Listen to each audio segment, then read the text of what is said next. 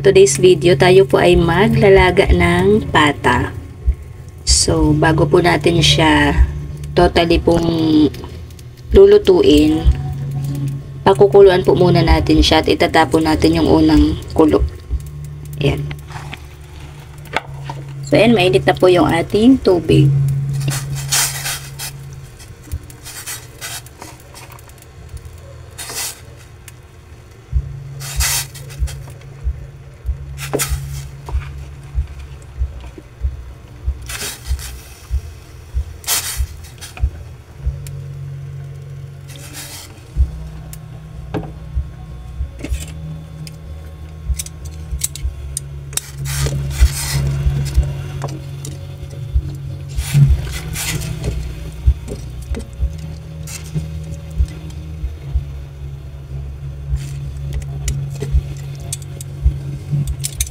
Pakuluin po muna natin ng konti para po maitapon natin yung unang sabaw.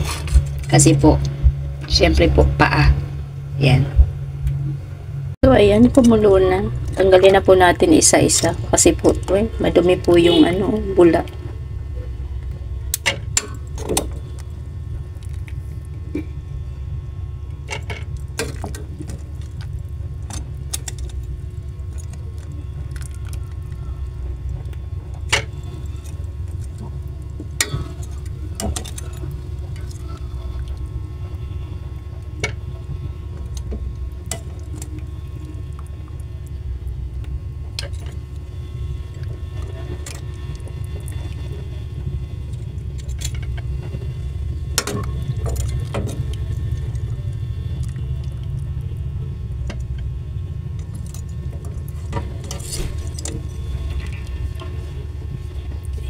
At itapon na po natin yung sabaw bago po natin siya panibagong lutuin.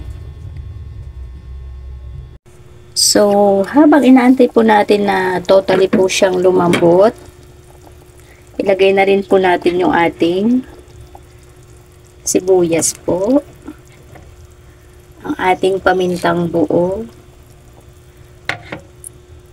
at yung atin pong pork cubes. Yan. Para po ma-absorb niya na yung bango po ng ricado. So, ayan. Antayin po natin siyang lumambot po. Yung talaga pong malambot. Para po masarap. Hayaan lang po natin siyang kumulo. So, check na po natin. Ayan. Almost 45 minutes na po natin pinakuluan. Medyo malambot naman na po.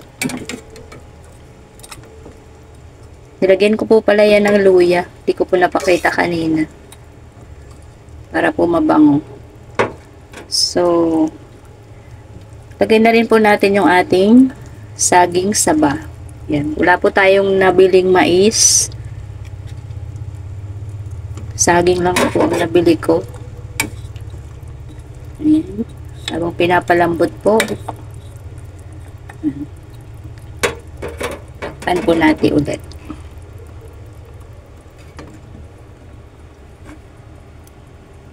So, check na po natin. Mahigit 1 oras na po nating pinakukuluan. Ayan. Yung atin pong saging ay, yun, malambot na. Luto na rin po. Ayan, ang lambot na rin po. Lambot na po yung ating pata.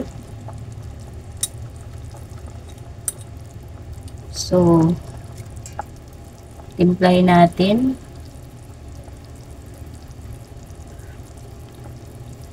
Ayan. Okay na. So, ilagay na po natin yung ating repolyo.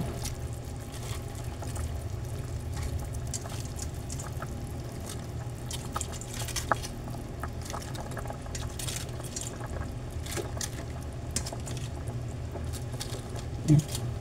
Dami pong gulay. Masarap po yung repolyo sa nilaga.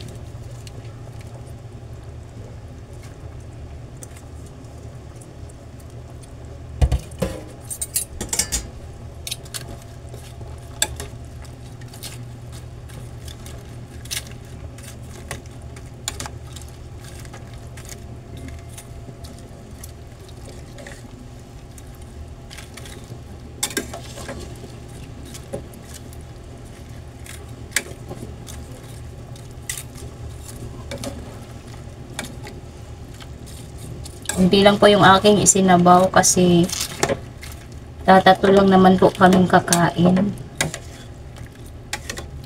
Yung isa po, di ko po alam kung kakain din ito yung isa kong kasama. Baka dalawa lang po kaming kakain ito.